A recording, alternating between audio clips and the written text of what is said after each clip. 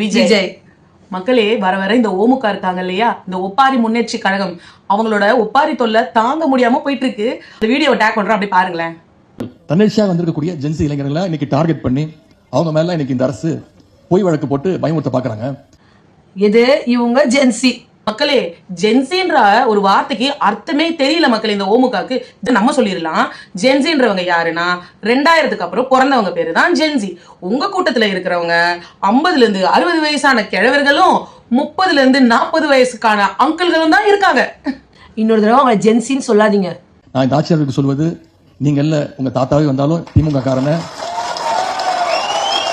இந்த உருட்டல் மக்கள் வேலைக்கெல்லாம் பயப்படக்கூடிய ஆட்கள் நாங்க. சார் இப்போ கூட உங்க குடும்பத்தை விட மாட்டீங்க. குடும்ப அரசியல் பண்ணி எல்லாத்துலயும் தாத்தா பெரியப்பா சித்தப்பாவை இன்க்ளூட் பண்ணாம இருக்க மாட்டீங்க நீங்க.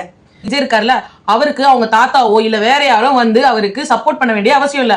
அவருக்கு மக்கள் இருக்காங்க சப்போர்ட்டிவ்க்கு. அது போதும் எங்களோட தாவேக அரசுக்கு. அதுவும் மட்டும் இல்ல, அவர் என்ன உங்களை மாதிரியா தாத்தா கருணாநிதி ஐயாவோட சப்போர்ட்லயும் அப்பா மு.க. ஸ்டாலின் ஐயாவோட சப்போர்ட்லயும் உள்ள வந்தவரா அவரு. இப்போ நீங்க உள்ள இன்னொருத்தர் என்ட்ரி கொடுக்க ட்ரை பண்ணிட்டு இருக்கீங்க தெரியுமா? உனக்கு யாருன்னு தெரியும்?